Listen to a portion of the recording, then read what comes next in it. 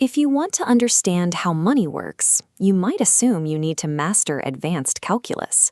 Finance carries a reputation as an elite science reserved for those who can decipher chaotic trading floors. But it contains a bizarre contradiction.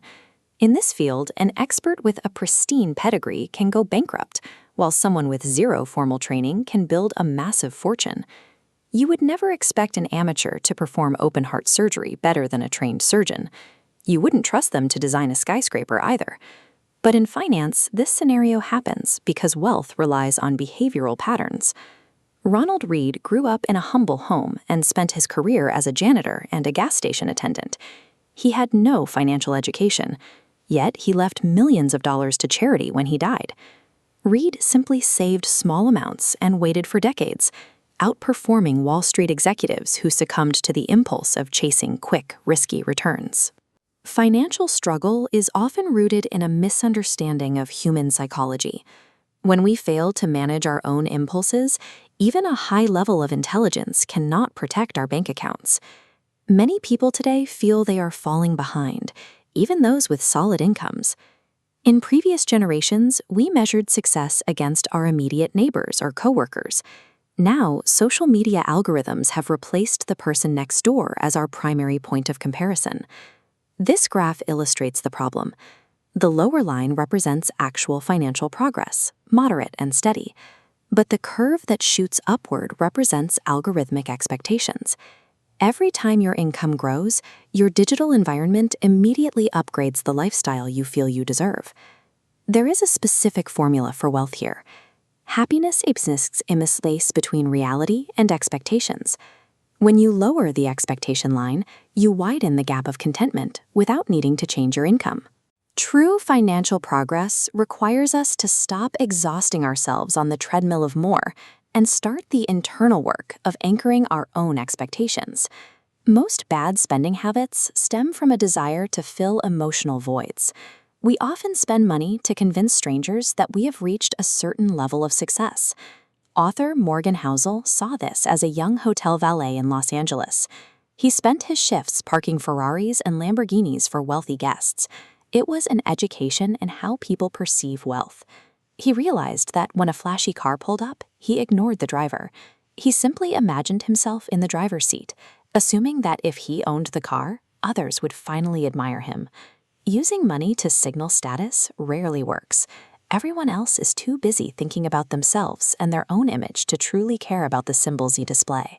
If buying luxury items fails to provide lasting satisfaction, we have to rethink what an unspent dollar actually represents. Saving money often feels like a punishment, especially for those living paycheck to paycheck. It looks like idle cash sitting in a bank account while the bills keep coming. Think of it this way. A dollar spent on debt becomes a shackle on your future time, but a dollar saved becomes a shield. Every time you save, you are purchasing a piece of your future that remains under your own control. Each dollar saved adds a layer of protection, making you slightly more independent of external circumstances than you were the day before. This view turns saving into a method of buying daily freedom. When you secure that freedom, you can utilize compound interest. It requires only discipline and time to turn modest sums into significant wealth. Consider Warren Buffett. He is worth over $100 billion, but 99% of that fortune was accumulated after he turned 60. This strategy comes with a fee, enduring constant market volatility. You have to tolerate decades of economic uncertainty without panicking or selling your positions. Over a long enough timeline, extraordinary patience will mathematically outperform a high IQ. There is a vital difference between being rich and being wealthy. Being rich means having the income to buy visible things. Being wealthy is invisible. It is the unspent assets that provide independence. The Vanderbilt family provides a historical lesson in this distinction. Cornelius Vanderbilt built a railroad empire worth $500 billion today.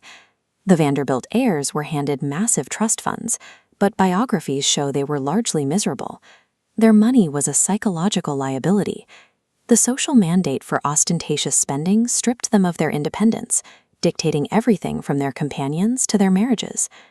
CNN anchor Anderson Cooper was the first modern heir in his family told to make his own way without a trust fund.